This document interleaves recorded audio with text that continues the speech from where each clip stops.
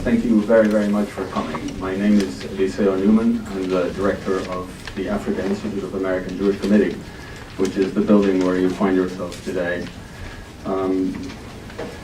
Today is a sunny, warm day in New York, but the events that we commemorate were one of the darkest chapters of a 20th century that was ending in optimism. The same year, democracy was returning to South Africa, and the world was distracted. After several cries of never again, there was an again. And that is what has spawned a very vibrant debate about the specifics of the events in Rwanda, and also the universal message of what needs to be done and how it can be done.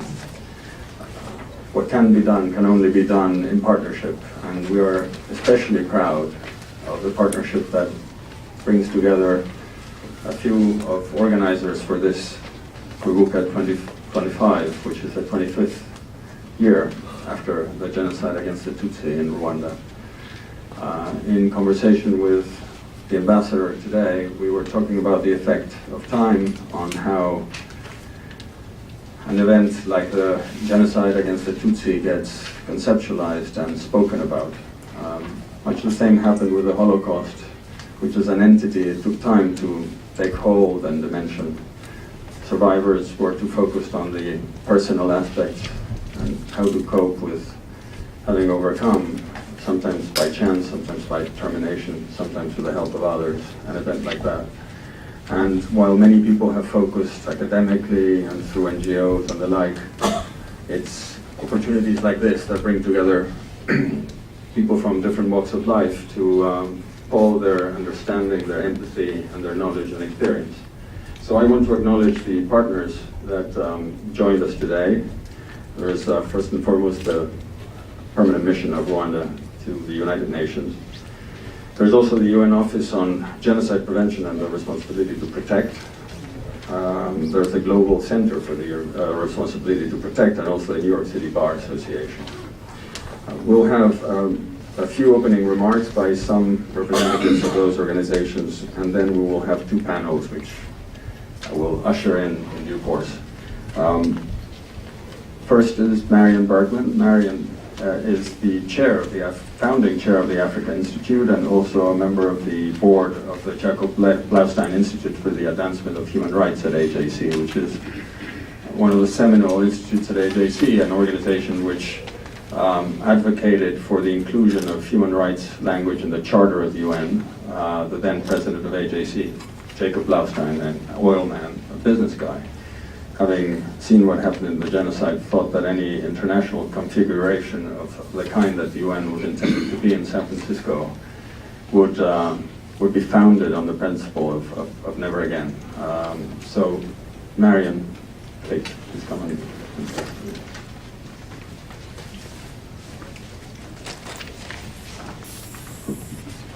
Thank you, Eliseo.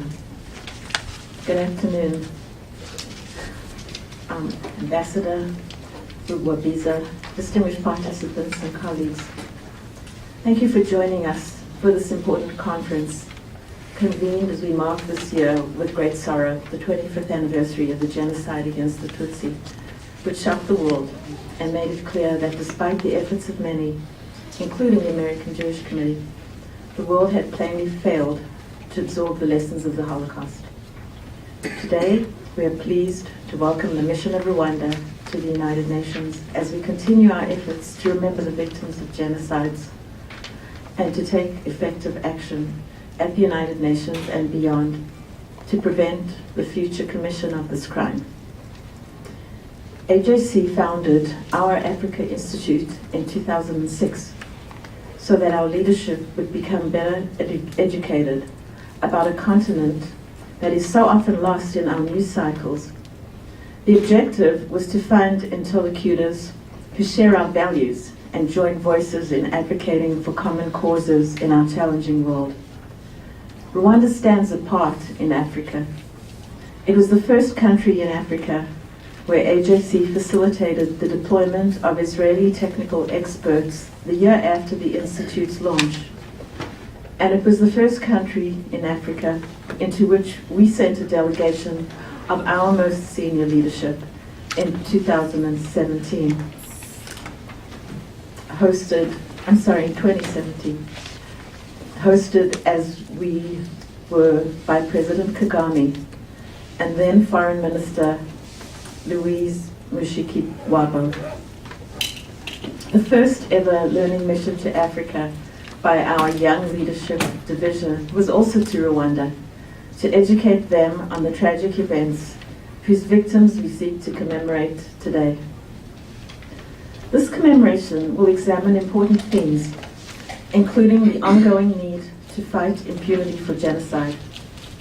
In the aftermath of the Holocaust, AJC supported the establishment of the Nuremberg and Tokyo trials, and also worked closely with Raphael Lemkin, the Polish Jewish legal scholar who coined the term genocide and who drafted much of what became the 48th Convention on the Prevention and Punishment of the Crime of Genocide.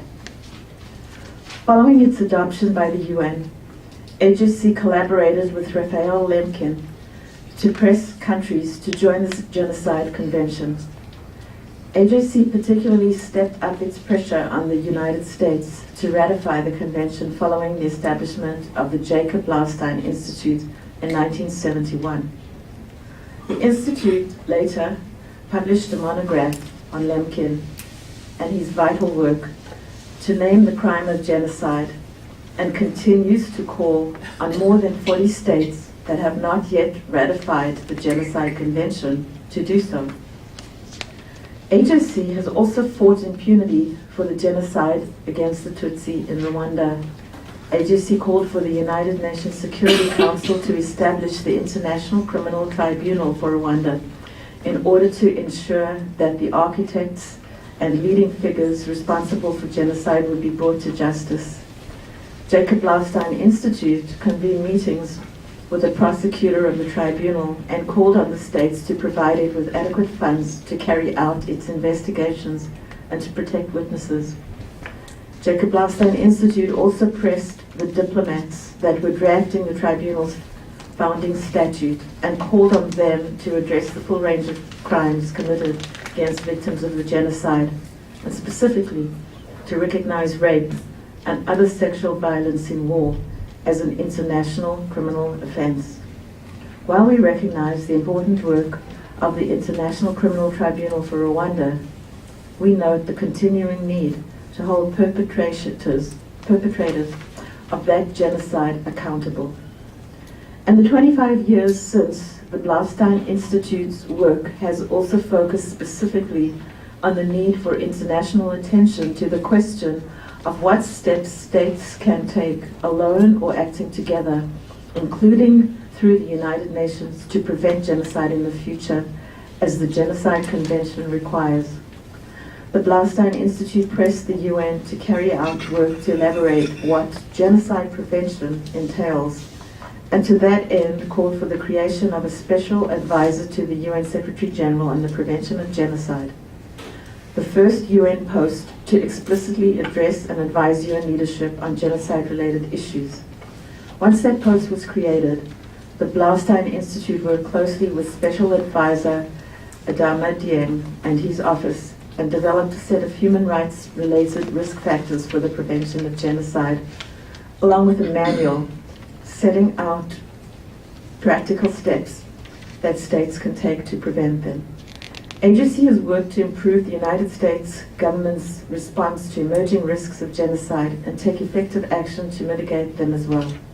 For example, we pressed members of Congress from around the country to support the Elie Wiesel Genocide and Atrocities Prevention Act, which after several years was finally signed into law in January of this year. We've also pressed states to combat impunity for genocide and take steps to prevent it. In 2015, we joined the call for the UN to designate December 9 as the International Day of Commemoration and Dignity of the Victims of the Crime of Genocide and of the Prevention of this crime.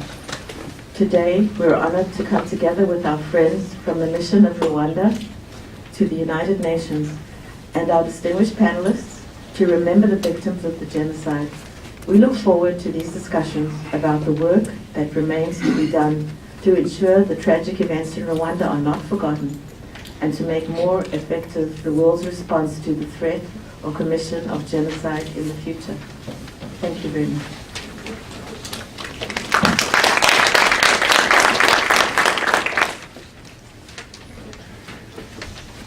I'd like to welcome Ms. Martine Numa of the UN Office on the Prevention of Genocide and their Responsibility to Protect. Thank you.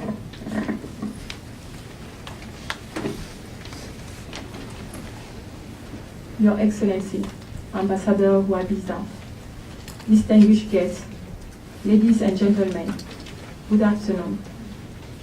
On behalf of Mr. Adama Dieng, the Special Advisor on the Prevention of Genocide, our office is honored to co-sponsor this event. We thank the Permanent Mission of Rwanda for extending invitation to us.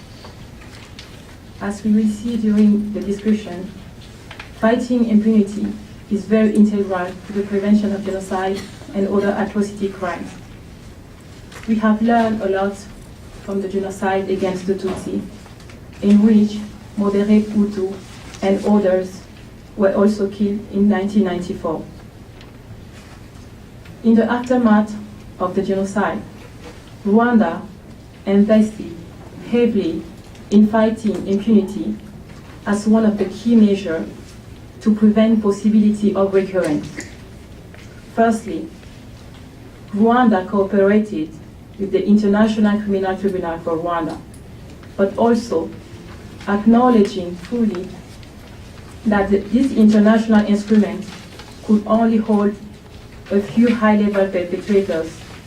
Measures were put in place to reform national courts to deal with middle-level perpetrators. The role of the Gashasha court was very significant, not only in dealing with low-level perpetrators, but also by taking to justice to the grassroots and using traditional mechanisms to fight impunity, promote national reconciliation, and healing. We applaud the non-impunity measures that were put in place, and today, Rwanda is one of the shining examples, not only in Africa, but also in the world on fighting impunity. This must be replicated in other places where atrocity crimes have been committed, because impunity only fuels more violence and atrocity crimes. The lessons we have learned are alive with us today. We know that genocide or other atrocity crimes are not single events, but processes. Therefore, it is possible to identify one insight that they might occur. Let us all join hands in this 25th commemoration of the genocide against the Tutsi and fight impunity and ensure justice for all victims of genocide and other atrocity crimes. This constitutes an integral part of prevention. Thank you.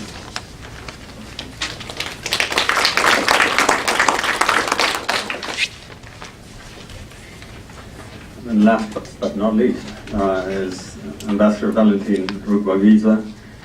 She was appointed Rwanda's ambassador to Switzerland and permanent representative to the UN office in Geneva, serving 3 years. From 2005 to 2013, she was Deputy Director General of the World Trade Organization, the first woman to hold that position. She was also CEO of the Rwandan Development Board from 2013 to 2014 and served as Minister for East African Community Affairs from 2014 to 16, holding her current post since 2016. Ambassador, it's our pleasure to welcome you.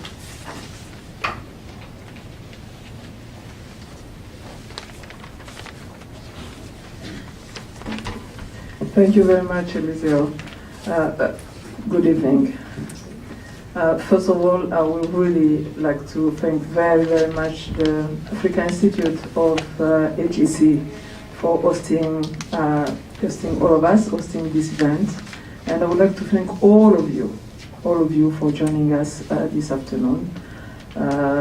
Special thanks to all the speakers who are going to share with us their expertise and their experience. So my words will really not be long. It's really to thank all of you. We'll have the opportunity to interact during the interactive sessions.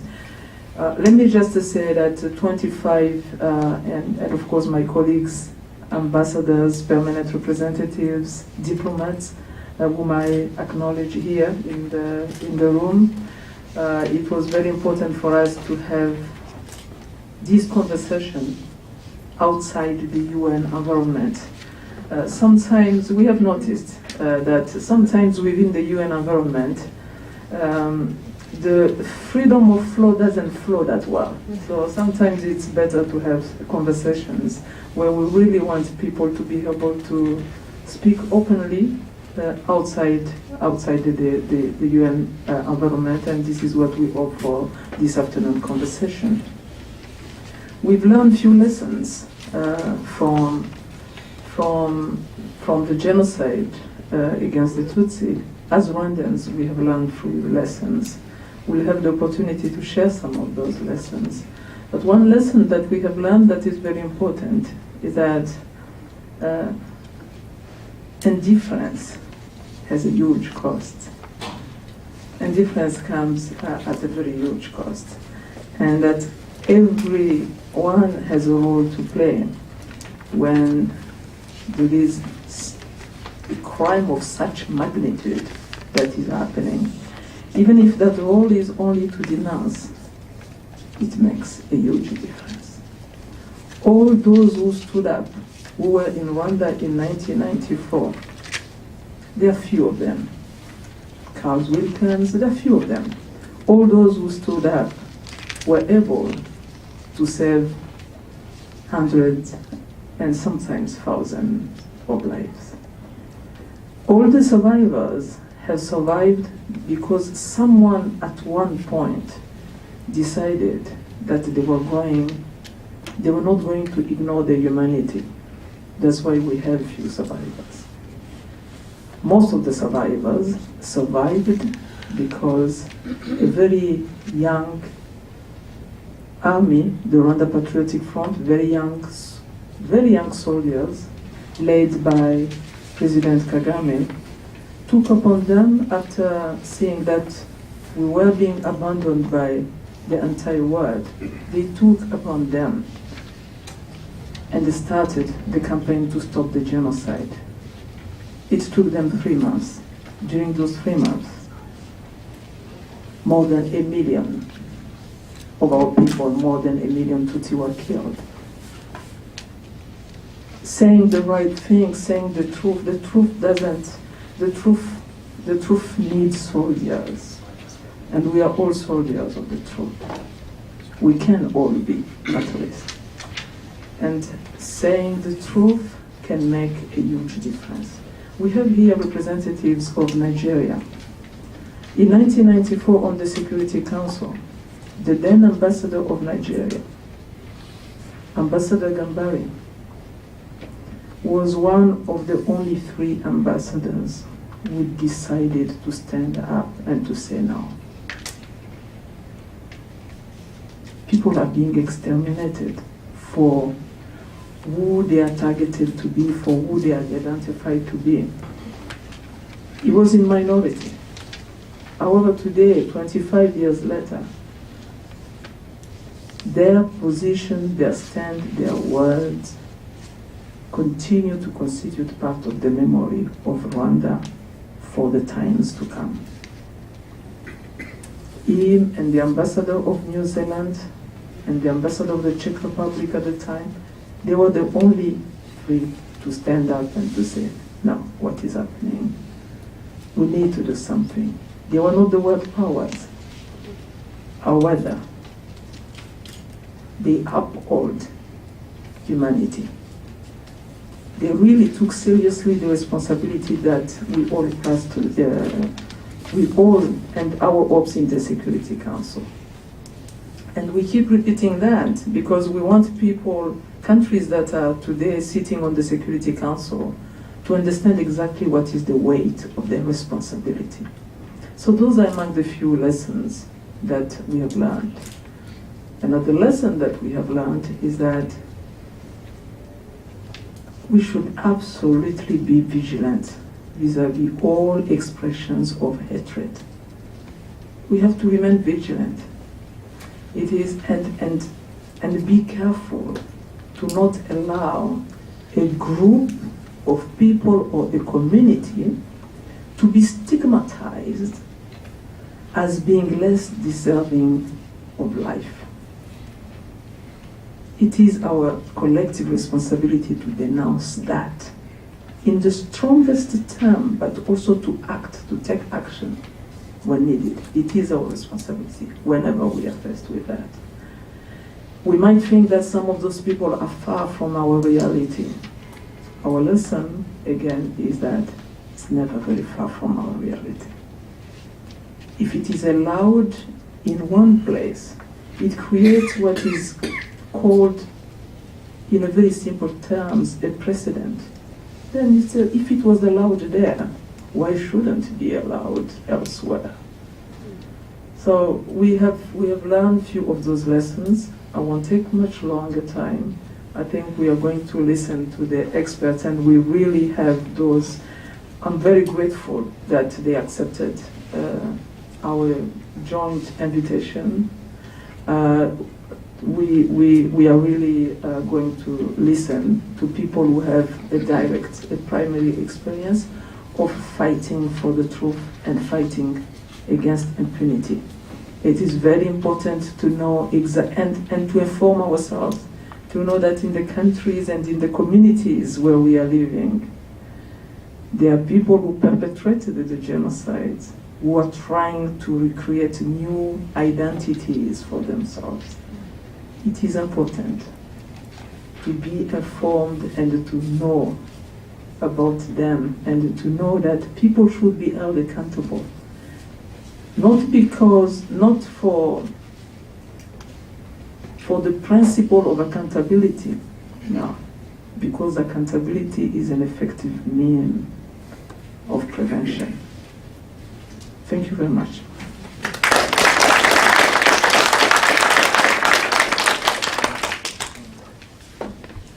Thank you very much, Madam Ambassador. Now we'll start our first panel. It will take us 45 minutes.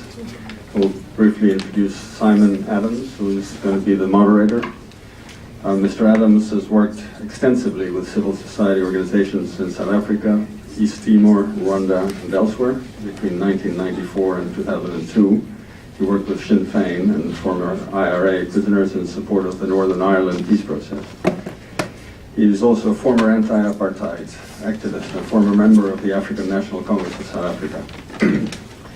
He is the author of 4 books on international conflict. He has also written for the New York Times and appears as an expert commentator on Al Jazeera, BBC, and numerous other media regarding issues of mass atrocity prevention and international justice.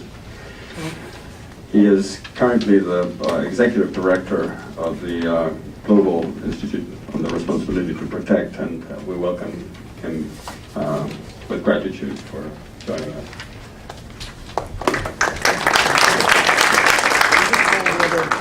Yeah, I can call them. The Honorary Martin Goga, the Speaker of the 4th East African Legislative Assembly and former Prosecutor General of Rwanda. Professor Scharf, Dean of Case Western Law School and Professor of Law. Ms. Simone Monasadian, Director of the UN Office on Drugs and Crime, New York office. And Professor Zach Kaufman, Senior Fellow at Harvard University and Lecturer in Law and Fellow at Stanford Law School.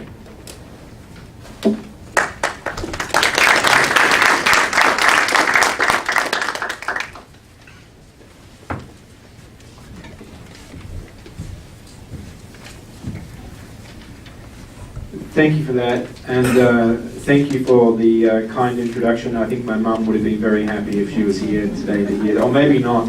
I had to have things that she wasn't very keen on me doing. We've got a great panel here, and they're so esteemed, I won't read out the bios of each and every one of them, or else we might not have any time to do anything else.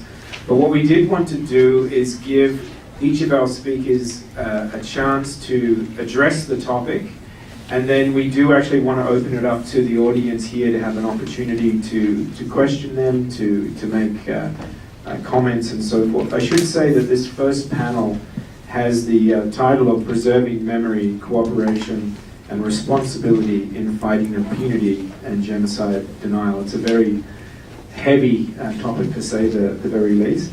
But why don't we start off with the Honourable Speaker as our first speaker in this panel. Thank you very much. Thank you, Ambassador, ladies and gentlemen, for having me on the panel. I'm really not an expert, but I always share what I have learned through the process. As a prosecutor, who started off prosecuting perpetrators of genocide from the very beginning for almost 10 years continuously. And for 4 years that I spent in the public gallery of the International Criminal Tribunal for Rwanda, listening to each and every witness. So what I have, and what I'm willing to share with you is that experience, not expertise as such. But briefly and in general terms, we need to realize, to start from a major premise, that genocide is a processual crime. It's a crime that is a result of a process, and a process that takes time. And in the specific case of Rwanda, it's a process that took more than 30 years of institutionalization of the policy of division, of teaching division through school curriculum, of episodes of mass murder that would be followed by legislations of amnesty and reward to those who were involved, the perpetrators of those murders, and all those internal processes of preparing for the eventual maturity of genocide could not have succeeded if there had not been a big role of bystanders, those who became indifferent to what was going on. I grew up in a neighboring country. I was not in Rwanda. But what I was being taught in that neighboring country was totally different of what my age mates were being taught in Rwanda. So just as genocide is a crime that is a product of a process, I think what we are addressing today is what do we need to undo that process. Because stopping the genocide is not an end in itself. Undoing the ideology of genocide is another long and probably equally challenging process. And this is where we find denial, which is evidence that the ideology of genocide is still alive. This is where we still find indifference, international indifference. That is why we have indicted 1,089 perpetrators who were spread across 33 countries, and only 20 have been sent back to Rwanda to face trial, and 23 have been prosecuted in the countries where they live under the arrangement of universal jurisdiction. So what more evidence of indifference do we need?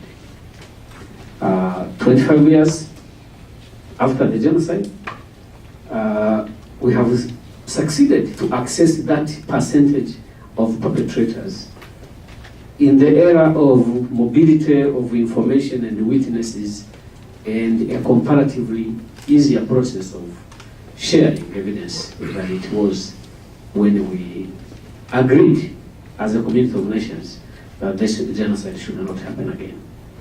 So that is the process. When we started in Rwanda, we started from a point of identifying the perpetrators when we didn't know whether we would even find witnesses.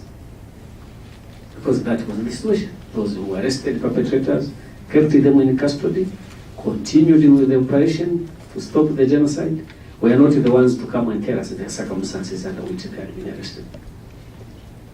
There was a point where we had to rely on the perpetrators themselves to know the circumstances of the arrest. So it's been a long process, and it's a process that calls for solidarity. Those who are, because I don't think the choice is between, there is no middle ground. It's either being part of the process to make a commitment that genocide shouldn't happen again, or being a part of the process that can provide another possibility for the genocide to happen again. So that is the reality check.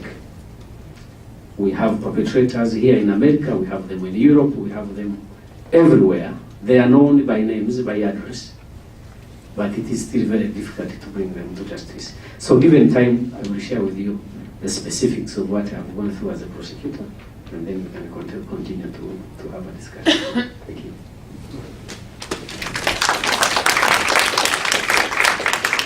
Thank you for that. I think we might actually just move down the row of people that we've got here. We've now got Simone who's going to make some initial comments. Sure. Thank you so much. I see that we're all echoing the point that genocide is a process. And it's not only a process that is completed during the 100 days of hell that happened in Rwanda while the international community stood by, but that process of hate speech, of denial, of impunity continues after. And it was in existence before the genocide as well, as Martin rightly points out. For over 30 years there were massacres and no one was held accountable for them. And I like how Alison DeForge from Human Rights Watch, who's written probably one of the most important books about the genocide and sets out all the evidence about how this was planned, says, and that there were rehearsals as well. And often those rehearsals were involving hate speech. We know that the Holocaust didn't start with the gas chambers, it started with hate speech. And something that was very concerning to me was how even during the trials, denial was used as a tactic. I came from a law firm as a defense attorney around the corner where I served for 7 years. I believed in being a zealous defense lawyer and the rights of the accused, and I still do today. But I was shocked when I joined the UN, it was my first job, of what the defense was. I expect the defense to be what defenses are in normal courts, which is, I was just following orders. We saw that in Nuremberg. Or, I didn't know what was going on, right? Sure. Or what we call it in New York City parlance, the Saudi defense. Some other dude did it, right? But that's not what I saw during my 230 days on trial. Most of the time, and Martin was a witness to this, they were debating whether there was a genocide or not. This is how the defense lawyers from all over the world were spending time defending their clients in what they were saying was a zealous way. And it was quite frustrating to us to watch that every day, that their tactic, they wanted to call witnesses that said that there were no genocide, expert witnesses, people who were completely intellectually dishonest. And it was quite frustrating, right? And the trial started in 1997, the first trial in January 1997. And the case that I prosecuted involving 3 media officials who were responsible for fanning the flames of genocide in their newspaper and radio station took place from 2000 to 2003. And it wasn't until 2006, in the Karumera case, that finally the appeals chamber of the International Criminal Tribunal for Rwanda took judicial notice that a genocide occurred in Rwanda in 1994 against the Tutsi. And so it became more difficult for the accused to continue to run this intellectually dishonest line of defense that there was no genocide. And what went in hand with that kind of defense that we were watching every day and trying to fight was that their other line of defense was that the Rwandan Patriotic Forces, the RPF, who were the only ones who came to the aid of those in Rwanda who were perishing, were responsible for the genocide because they had shot the president's plane down. And I would listen to this every day, that they wanted to put evidence about the plane crash and the plane crash. And at one point I found myself in my Hillary Clinton Benghazi moment where I said, and Martin was there that day, where I said, I really don't care about hearing about this plane crash anymore. It doesn't matter. How do you justify 1 million people being exterminated because of their identity? But that was part of the denial. Another part of the denial continued even after the convictions. And we saw that the last trial in the ICTR occurred in 2012. And these people who were convicted in the ICTR were those who bore the greatest responsibility. They were lawyers, they were doctors, they were priests, they were business people. Some of them were not Rwandan. There was a Belgian journalist as well, George Ruggiero, who was convicted. And what I found during the trial was that none of them, with rare exception, maybe one of them, Ruggiero did express some remorse about his actions, but most of them expressed no remorse. They denied the genocide.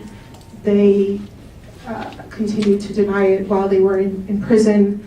And when the tribunal in 2012 started releasing so many of them for early release, instead of looking at how you release people, determining are they still a danger to society, have they made amends, have they accepted responsibility for their actions, are their crimes so heinous, shocking the conscience of humanity that probably you don't even release somebody for a crime like that. But if you do, there should be conditions, and there were no conditions. And I look at, all the witnesses who testified in the trial, in the media case that I prosecuted, and how they found out that accused were let go by the radio, the same radio that was persecuting them and listing their families and their names so that they could be exterminated. That's how they found out that these accused were released.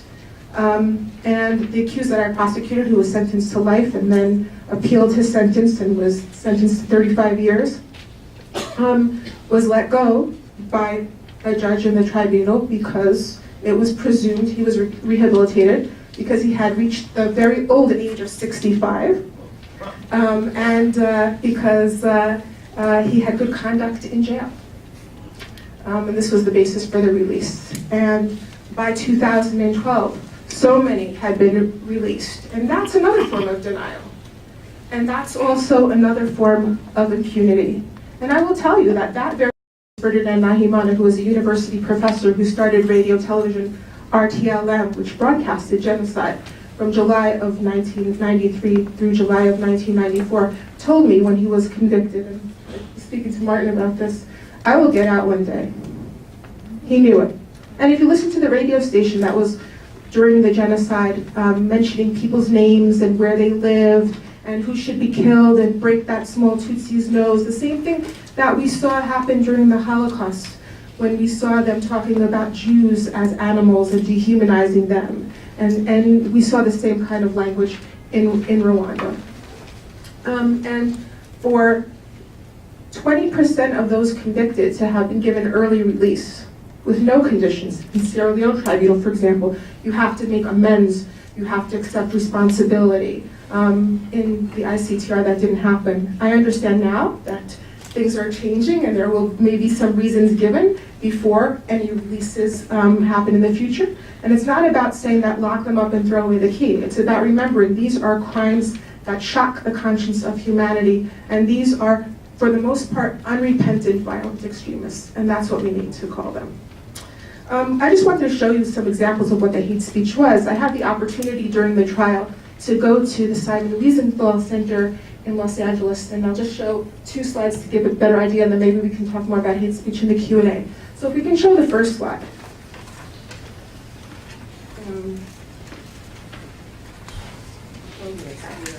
Great. So, good.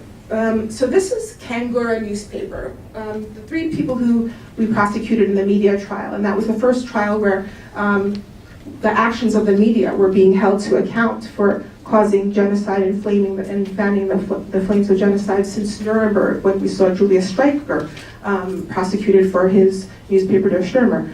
Kangura started publishing in 1990, and this is an issue from 1991. And you see in the center a hexagon at the top that says the last two words being Rwanda Mission, which it means majority people. So Kangura always had on its masthead that it was the voice dedicated to awakening and protecting the majority people. And under that you see Batutsi Bwogo Bwimana, the Tutsi, God's race. Sounds similar to what we always were saying about Jews. They're the chosen people. They think they're God's race, right? Trying to build that kind of resentment in the population.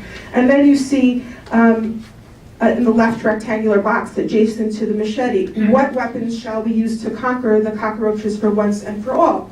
And that's how Tutsis were regularly referred to by the Hutu extremist government, as cockroaches, in the same way Jews are referred to as animals, because it's much easier to kill an animal or to be incited to kill an animal than it is a human being. And then the heading at the very bottom of the photo says, where there's a picture of the first Hutu power president, Gregoire Kayibanda, it says, how about relaunching the Hutu revolution of 1959 so that we can conquer the Tutsi cockroaches, right? So on top of that, what weapons shall we use to conquer the cockroaches for once and for all? And now showing the machete. I mean, what kind of message is this? And so how did the international community, I'll just tell you, how did they react to it when this first came out? Well, Amnesty International and other very well-reputed human rights groups said, this is free speech. And that Hassan Daisy, who was jailed in 1990, should be let out of jail. That you are violating his rights by keeping him in jail. And so he continued to publish this newspaper. And we have to think about, at what point do we stop speech like this? Do we wait until it's already caused a genocide? Or do we do something about it beforehand? And there were options in Rwanda. They could have bombed the antenna if they didn't want to get involved in a war on the ground because they were worried about what happened in Somalia and the international community. They could have stopped this antenna. They could have had the Navy jam the airwaves, which would have cost $8,500 an hour, but the National Security Administration said that that was too expensive and that that might violate free speech. Nothing was done. And I look at what's out there today, and it's very disturbing because hate speech is really spreading like wildfire. And I'll just show one last slide, and then maybe we can talk about how do we handle this in the future, and maybe in the Q&A I can give some of my thoughts about that. And you look at this over here, seeing the Star of David, Defend Your Nation, bloodandsoil.org. These were flyers that were disseminated widely after Charlottesville. This one was found at the University of Delaware on various trees put all over as banners. What does that say? The idea is always be vigilant. They're coming to take your land. They hate you. If you don't get them, they're going to get you. And I think we have to take this very seriously. And I don't think we're taking it seriously enough. And we're getting better at monitoring it, but we're not good at addressing it. And as social media has become very difficult for older people to understand and to react to, we need to become much more technologically savvy, because in Rwanda it was the radio and the newspaper, and today it's social media and the internet, and we do not have a good international response, and it's only becoming more troubling.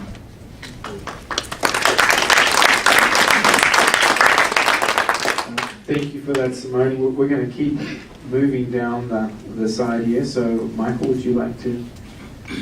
I believe you've got some PowerPoint for us as well. Is that right? Yes. Okay. Well, hello, everybody. And Ambassador, thank you for inviting me. I am humbled to be part of this program today. It's a very important one. I started at Case Western 17 years ago, which was the same year that Bruce Klatsky, who happens to be in the back of the room, endowed our human rights program. And because of that endowment, people like Robert Kayinamura, who is the legal advisor of the Rwanda Mission, and my student, a star student, were able to do work on the Rwanda genocide. And we've had graduates of my program that I taught, like Chris Rossi, who worked for a judge of the Rwanda Tribunal, and Andres Perez, who was a prosecutor and appellate prosecutor at the Rwanda Tribunal. And so my work at the law school has continued to be very involved in this, including just last month when I published my 19th book, which is, were you able to cue this up? She's working on it. Nope. So my 19th book, which is a book about the legacy of the Yugoslavia and Rwanda tribunals. And what I'd like to talk to you about today is the positive legacies of these tribunals And it would be really helpful if we had my PowerPoint slides queued up. If not, I can pass it to the next speaker while you work out the technical. You want to do that? All right, I'll be back.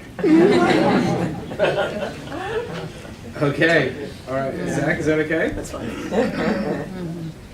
Because my back was to a third of the room, I thought I would just stand during my initial remarks. That's okay.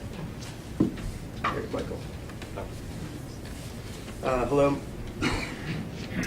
Hello, Morocco. Thank you, Maricosi, for having me here today. It's an honor to be with you as we commemorate the 25th anniversary of the genocide against the Tutsi. I'm going to use my brief introductory remarks to talk about 10 lessons that I take, and many of us take, from the genocide. And some of us have already covered some of this material, but I'll echo it as well. So lesson one, as the ambassador said, and my fellow panelists have also echoed, hate speech is dangerous. In the years leading up to the Tutsi genocide, Hutu extremists monopolized and manipulated media to differentiate, dehumanize, and to demonize Tutsi. And such propaganda mobilized hundreds of thousands of other Hutu who felt compelled to attack Tutsi. The genocide against the Tutsi should remind the world, including our elected officials here in the United States, to scrupulously avoid inflaming tensions, amplifying hatred, or emboldening attacks. Lesson two, atrocity prevention is possible.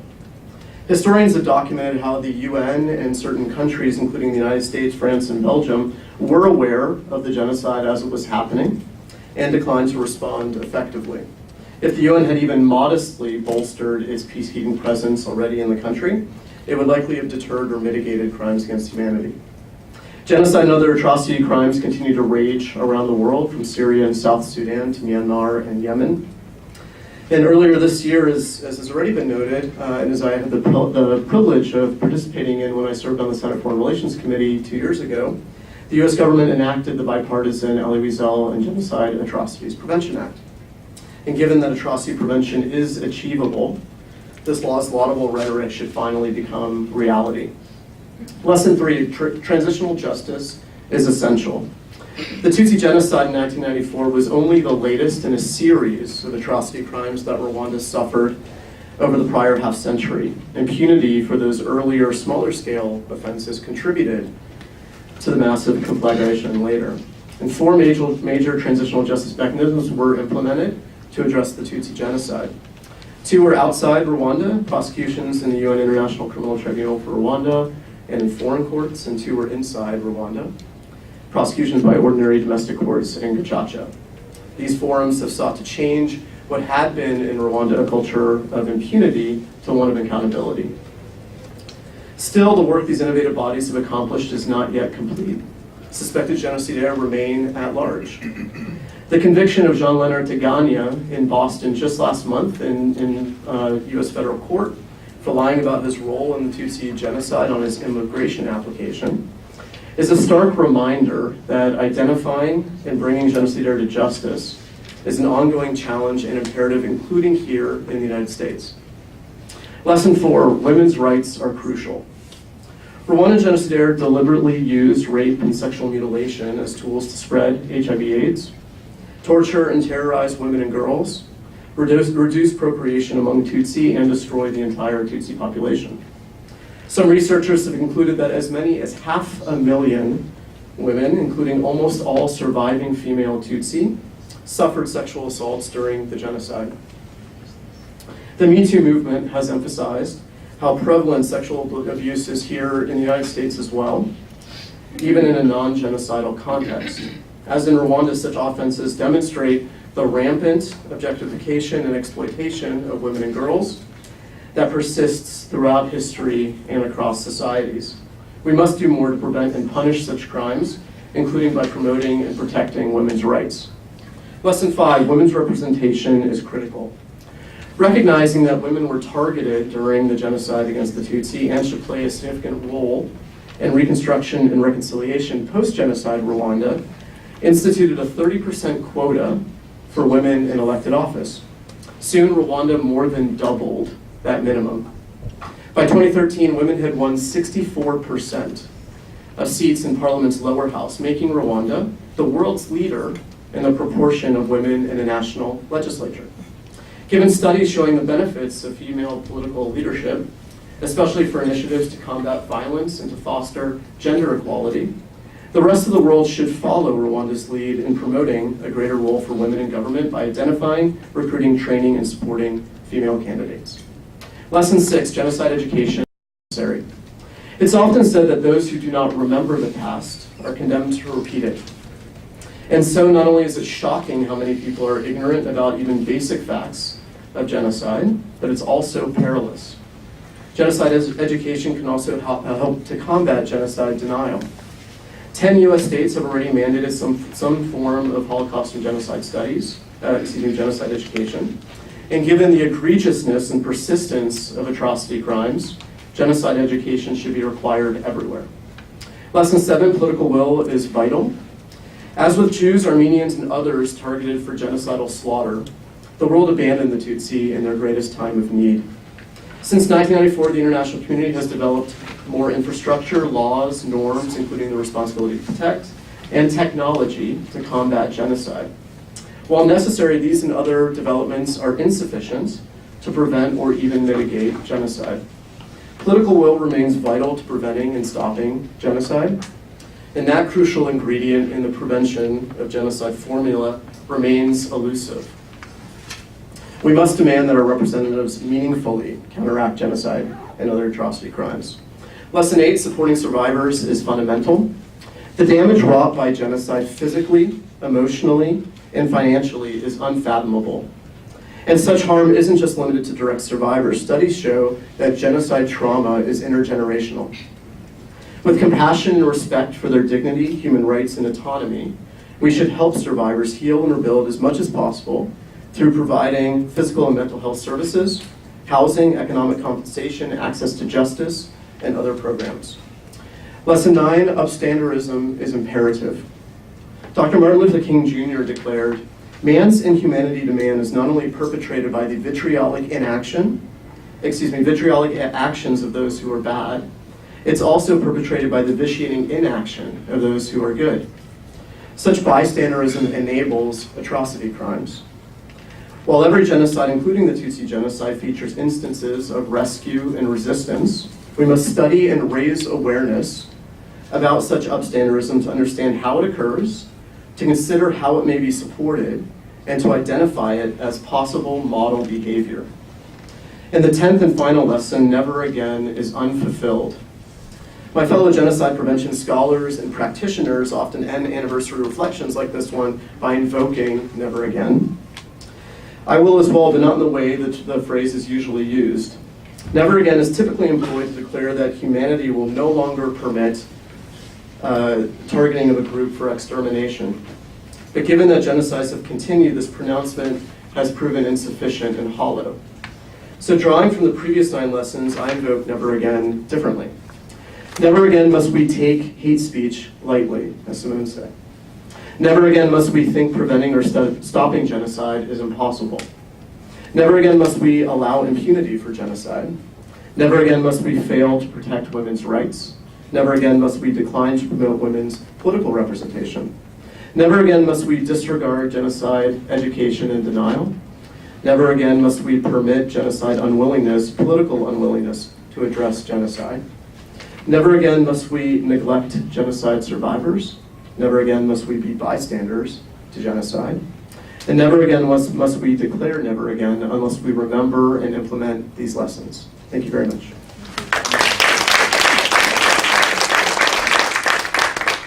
Thank you for that, Zach.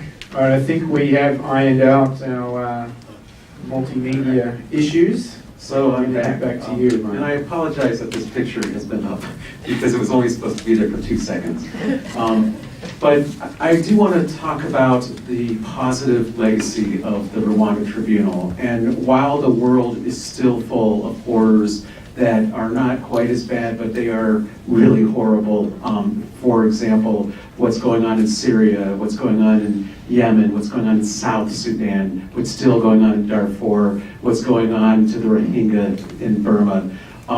There has been international legal progress And a lot of that has to do with the situation in Rwanda and its aftermath.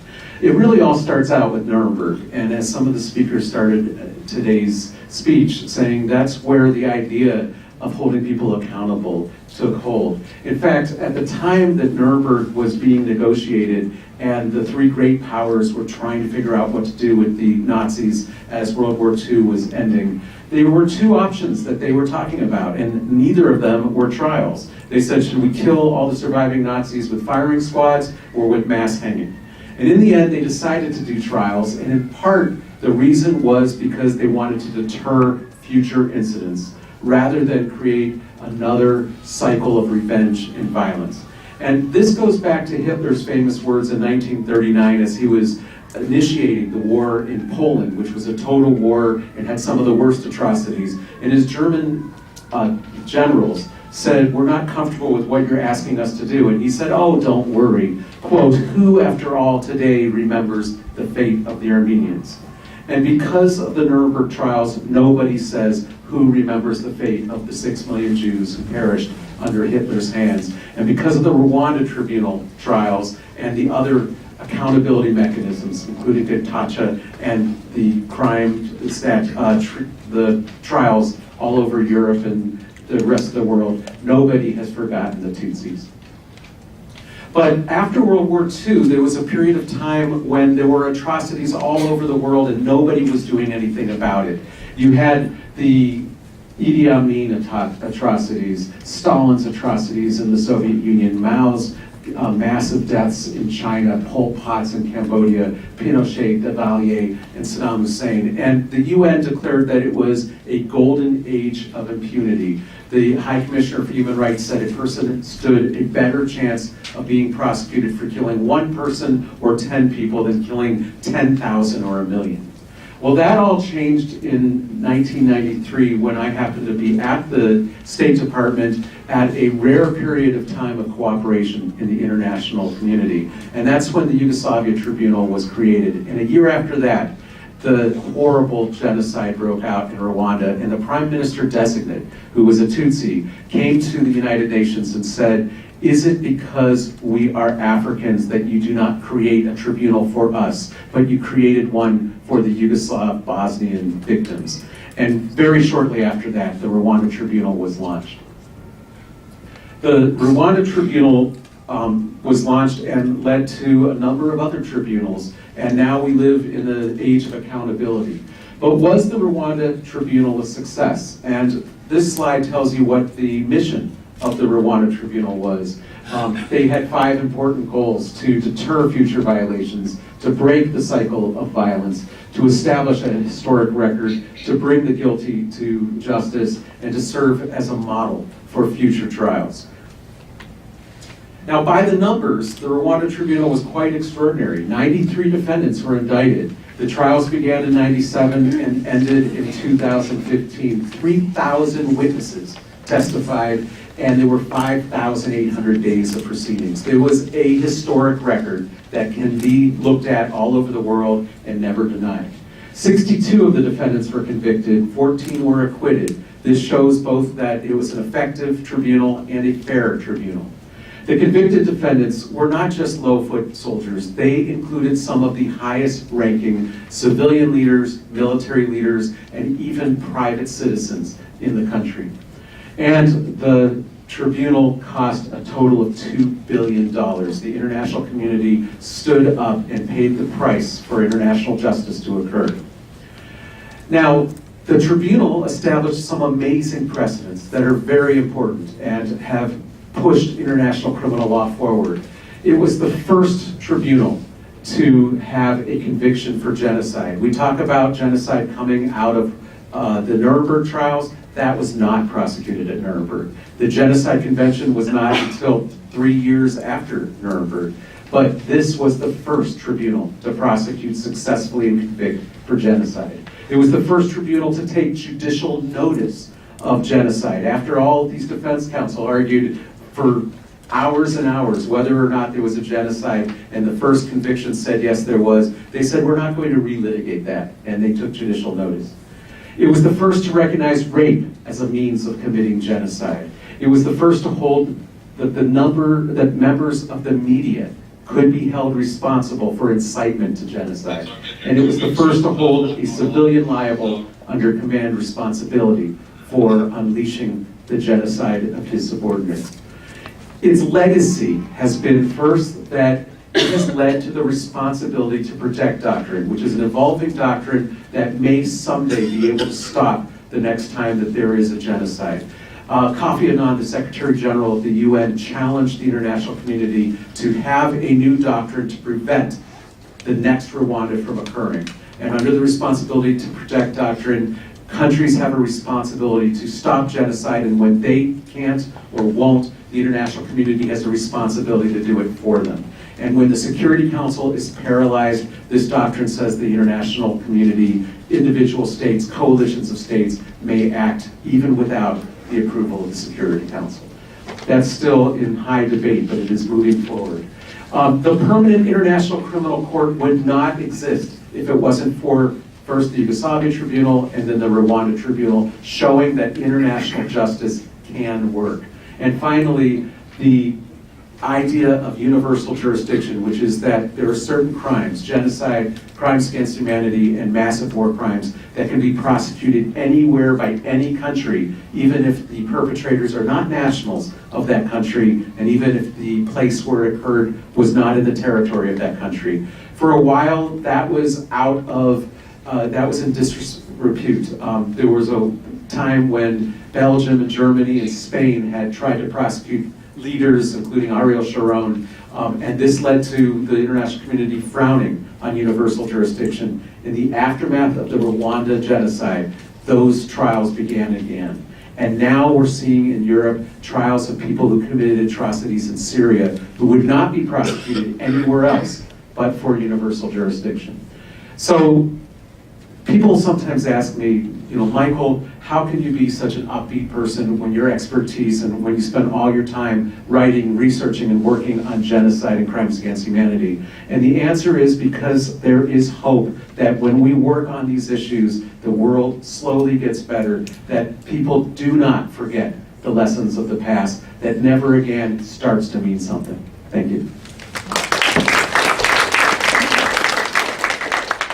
Thank you for that, Michael. And we're running a bit late, so I've just been told to keep it very tight. But I did want to make sure that we come back to our panelists and ask some follow-up questions. So maybe actually I'll start with you, Simone. I'm going to take people out of order here. But you talked a lot about hate speech and a lot about media and the role of, for example, Radio Nukaleen in 1994.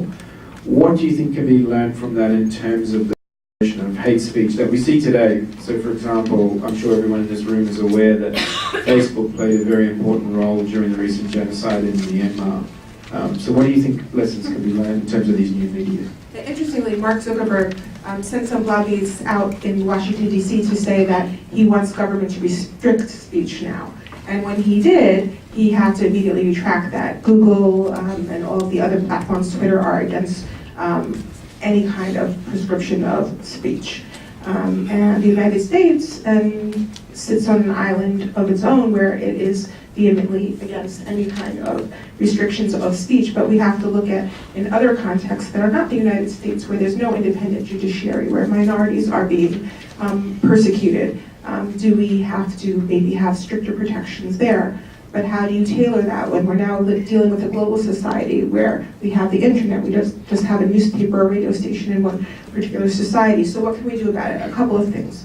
The first thing is we need to move from early warning systems to early action systems. We need to not only monitor, but we need to address hate speech.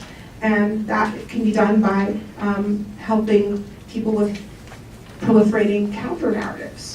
That's something that has been successful in terms of stemming some violent extremism and terrorism by making sure that other narratives have space for their ideas. And the other thing we can do is support victims of hate speech. We don't think about them as actual victims, they are victims, and support those who are fighting hate speech because they're at risk, many of them. Education on how to responsibly navigate the internet, that's really important too. Teaching our kids not to pass this on. and what to do when they identify it. And finally, one of the things, and I'll end with this, that member states have now all committed themselves to do is to implement the Sustainable Development Goals. And Goal 16 of the 17 Sustainable Development Goals that we're all supposed to, as governments, reach by 2030 involves having peaceful and just, inclusive societies, and making sure that there is not dangerous hate speech being proliferated and us just standing by as we did in Rwanda is key to achieving that goal. And I will just end with a plug for one of the co-organizers here. Martine was speaking on behalf of Adam Adieng, the Special Advisor on the Prevention of Genocide. Right now, the Secretary General of the United Nations has tasked his office with developing an action plan for the UN to finally, for the first time, address hate speech and do something about it and stop being so immobilized by our discomfort about restricting speech because we might step on the rights of human rights defenders. We can manage that. It is the minorities who are being stomped on. It is not the human rights defenders necessarily who are going to be,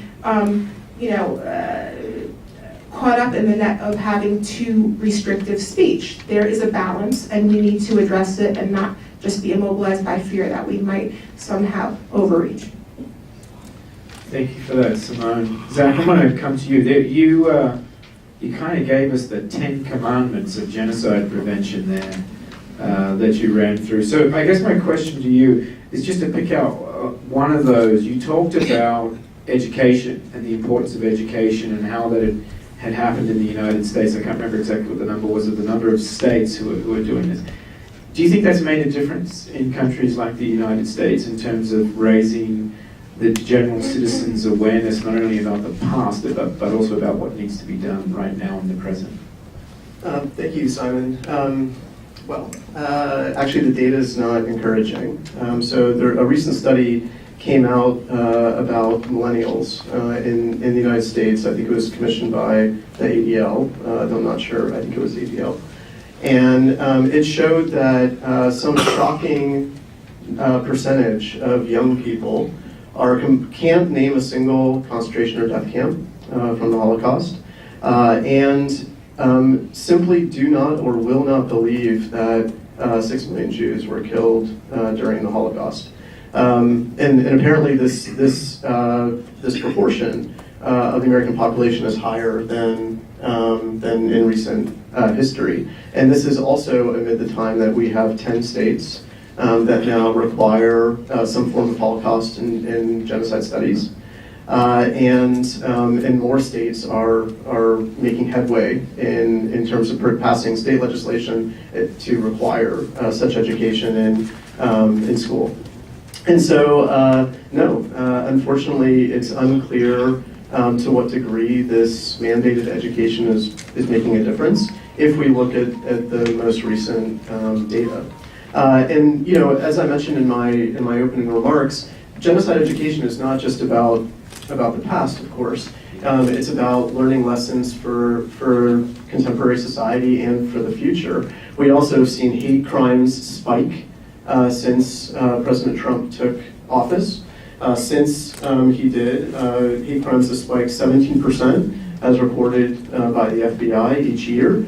And in counties, this is an amazing statistic, in counties in which President Trump delivered campaign speeches in his lead up to the election, compared to counties in which he did not, hate crimes have been reported 226%, an increase of 226% in the counties in which he delivered speeches. And so both in terms of basic knowledge of genocide, including the Holocaust, and hate crimes. Maybe the NSA is trying to prevent me from speaking.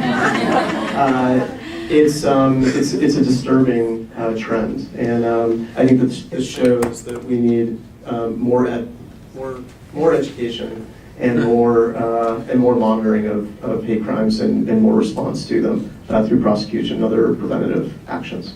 Thank you. Those are some very disturbing numbers. That's actually the reason why I picked out that particular point that you made, because I read that report and it kind of sent a chill right down my spine.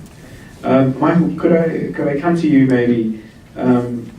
I like the way you focus on that very narrow period where you said it was the end of the era of impunity, and when we saw these tribunals set up. And also for those of you who are UN nerds like myself, this was also the great period of UN peacekeeping as well. I think in the previous 6 decades or something, there had only been 4 UN missions, and then there was something like 12 or 14 set up in a 12-month period. So there was this great period of kind of multilateralism and cooperation around international justice and around peacekeeping and trying to make the world a better place.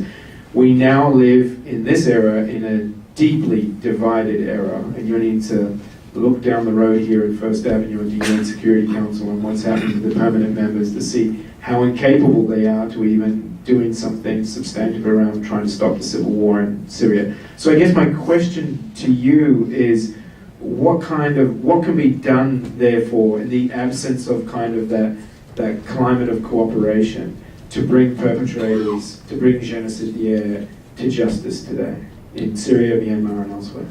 So interestingly, in the international system, for every action, there is a reaction.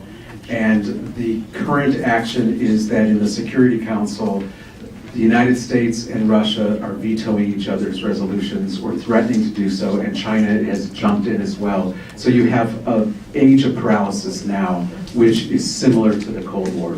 Now, the reaction to that has been that the UN General Assembly has stepped up and found new power that it did not know that it possessed, and that the Security Council did not necessarily want it to possess. And this occurred first and most clearly in the case of Syria, where the Security Council had a resolution to create an investigation of the use of chemical weapons and of the crimes against humanity that were being committed there, and Russia vetoed it not once but 3 times. And the General Assembly decided that it had the power to create the IIIM, the Independent International Investigation Mechanism. And I'm not exactly sure if I got that, the impartial. But the IIIM now is something that only the Security Council had previously been able to create, but the General Assembly created it and it's been launched. Then in Burma, same thing happened. You had veto when they tried to create an investigation, and this time the Human Rights Commission found that it could create its own IIIM, and that has now been launched. We also see that when the United States tried to get authorization to use force against chemical weapons facilities, and the Security Council vetoed that, the United States, the United Kingdom, and France together took matters into their own hands. And what was really important about the action that occurred on April 14th a year ago was that it was the first time that humanitarian intervention was used, and that the argument at the Security Council was that it was legal under the theory of humanitarian intervention. In the past, they had said this was, it was necessary for moral reasons, but they refused to give a legal articulation. And this is the first time this legal articulation occurred. This was widely supported, and there is now an evolving doctrine, I believe, of responsibility to protect that's more robust than it was when it was originally created, in part because of the reaction of what I think was an abuse of the veto. It is when the permanent members are using the veto in cases where there is genocide or crimes against humanity, and they are stopping the Security Council from taking action. The pendulum swing seems to be that the rest of the international community will not sit by. They'll find a way to take action. And I think that's what we're starting to see.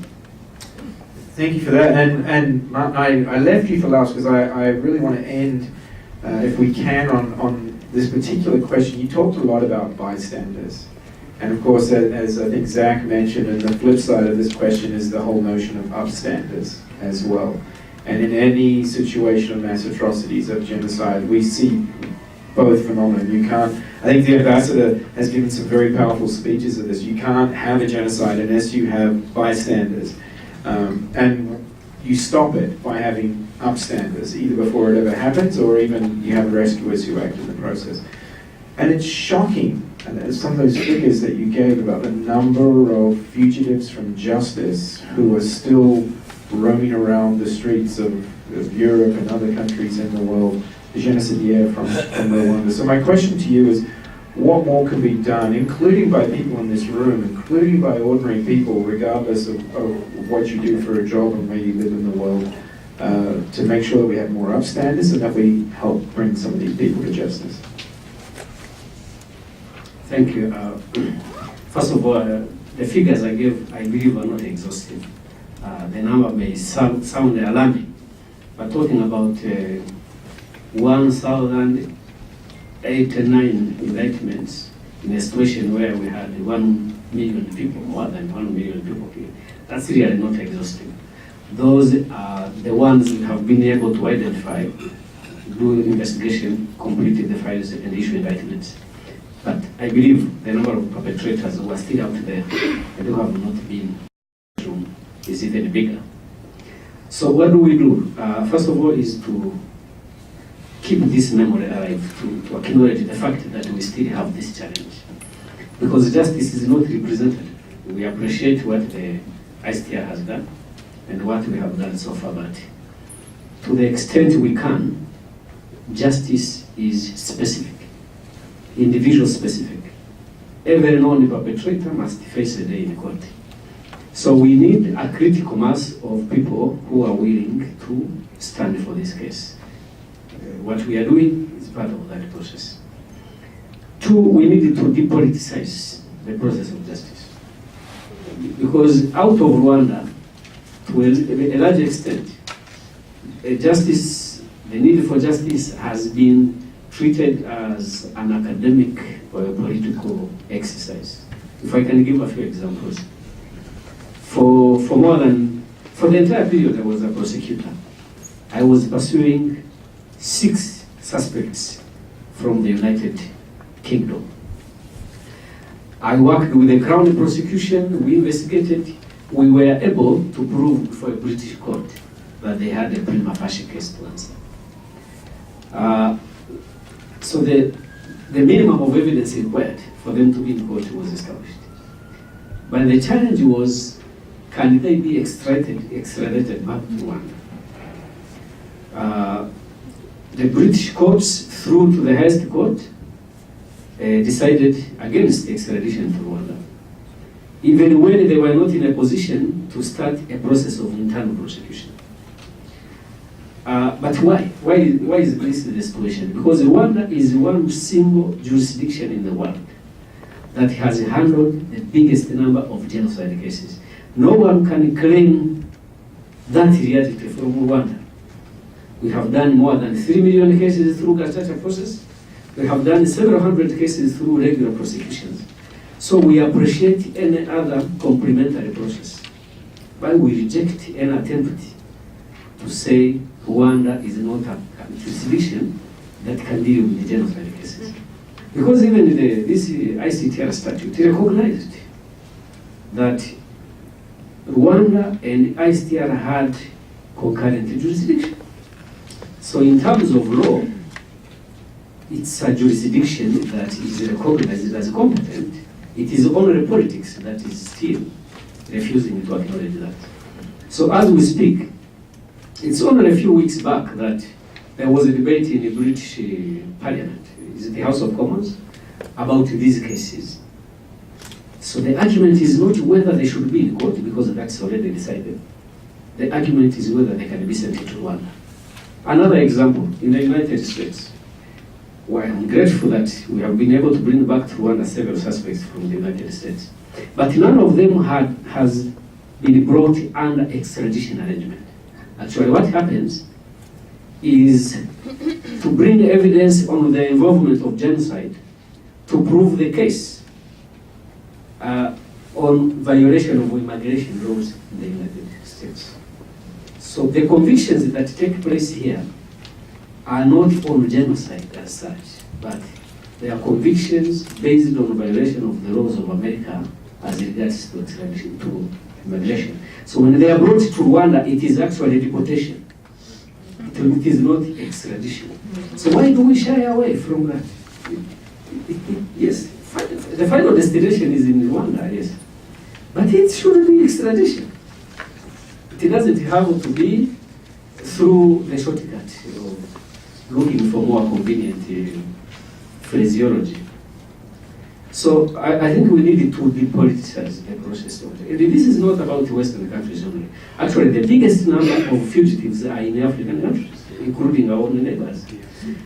So what we have learned is that really, even with overwhelming evidence in terms of the number of victims and people coming up to tell their stories, these two young ladies who were just 10 years old when the genocide happens are now able to tell what happened to them. So it's never enough. So the process to depoliticize post-genocide justice is a challenge. It's a challenge that we still have to face. Face together a critical mass we need. Somebody who caused a debate in the House of Commons was just a single member who have been to Rwanda several times and went back to the British Parliament to question why these people are not brought to justice. So his single statement was taken more seriously than my 10 years efforts of coming with evidence and inviting British prosecutors to Rwanda for investigation. Another final example. We have several fugitives in France. There is a case, one of them, because they have not been able to prosecute, I think, a single case so far, completely. There was a case in which French investigators came to Rwanda 39 times to investigate. So what kind of investigation is that? 39 times. Every time you come, you meet witnesses, you go back, you come back. So all in all is that there is a level of indifference, there is a level of politicization, there is a level of treating genocide justice as a mere academic exercise, and we have to work together to deal with that situation. So we may not completely succeed, because again, although there is no statute of limitation on cases of genocide, but when witnesses have a lifespan, there shall come a time when we don't have people to come as witnesses in court. But at least what we are able to do now, we should be able to do it. Thank you for that. We are running late, and I want to make sure that we get all this done. We're only running a couple of minutes behind schedule. So a couple of things I need to say. First of all, I got strict instructions from the ambassador. We had lunch together, and she said, you must sum up very well, and I'm very worried that I won't get invited to lunch again if I don't do a good job. So the pressure is very much on me here.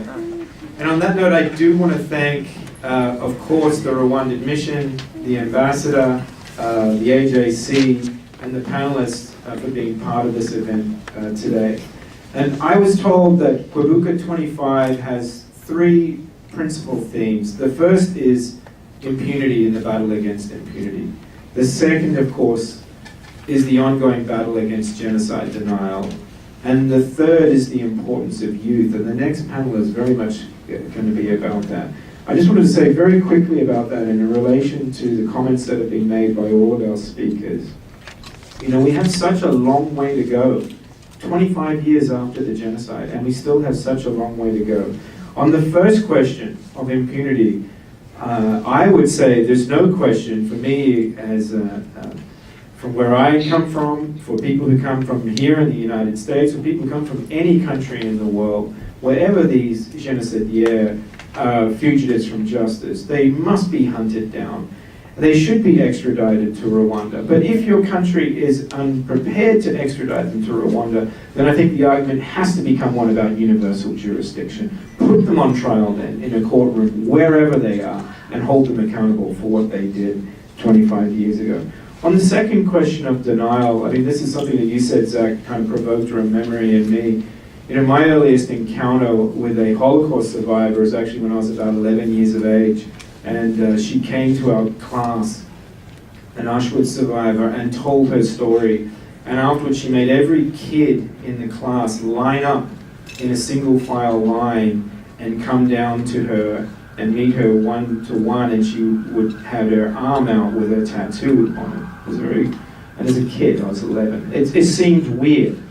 And she was whispering something to them. So I couldn't wait, of course, being a curious kid, to get to the front of the line and find out what secret she was whispering. And she made each of us touch the tattoo on her arm and rub it. And she whispered in your ear, one day people will tell you this never happened. And I can remember at the time, and as I became a teenager thinking, that crazy Jewish woman, someday people will say this never happened. So to be living in the era where we are, where you can see people waving swastikas on American streets, where you see the return of the far right in Europe, and you see, it terrifies me that we're losing people like, her name was Hilda Freiberg, who could tell that story and speak about it from a first-hand perspective. There is so much genocide denialism already around Rwanda. What's going to happen when this generation age out? And the generation who are coming up behind, the ones who are children, they have to keep telling their stories. And I think it therefore becomes incumbent upon all of us. You don't have to be Rwandan. You don't have to be Jewish to talk about the Holocaust. You just have to care. And it's your obligation as a human being to talk about what happened and why it mustn't ever happen again. The third thing I wanted to say, very, very quickly, is my family comes from a lovely little seaside village called Belfast in the north of Ireland. You may have heard of it. And so, we had our own little armed conflict, not genocidal at all, but bad things happened, including bad things that happened to my own family. And of course, in that context, there is a lot of talk about the politics of revenge.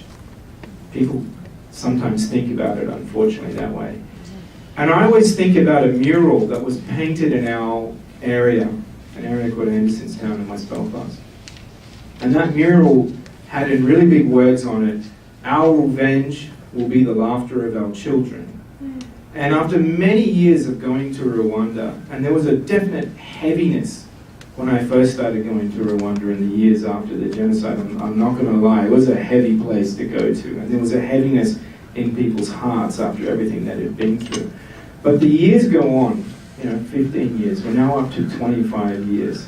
And I was recently at a place which the Rwandans here will know of called Murambi, which I've visited, for more than 2 decades, I guess I've been going there. Since before there was a memorial there. There's now a memorial there. It was a very large, it was a school and a very large killing site during the genocide. I think there was something like 20,000 people killed at Murambi. And I was standing there, it's on a hill, and the country has changed so much, but one of the most strange and incongruous things was we're standing at this genocidal site and you could hear the sounds of the kids playing in the local village, playing ordinary everyday games, drifting up to where we were as well. And so I think Rwanda has had the ultimate revenge, which is that it has built a prosperous society. It has passed on to the next generation of Rwandans a better Rwanda than the Rwanda that they inherited and that their parents inherited. And that is the ultimate revenge, I think. So thank you all for your attention here today, and we're going to wrap up this panel. Thank you.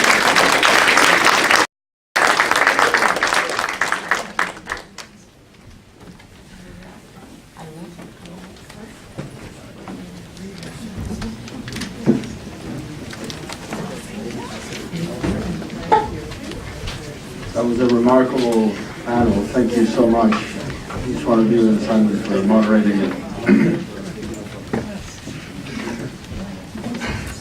Zach mentioned some very troubling statistics about the ignorance about things past.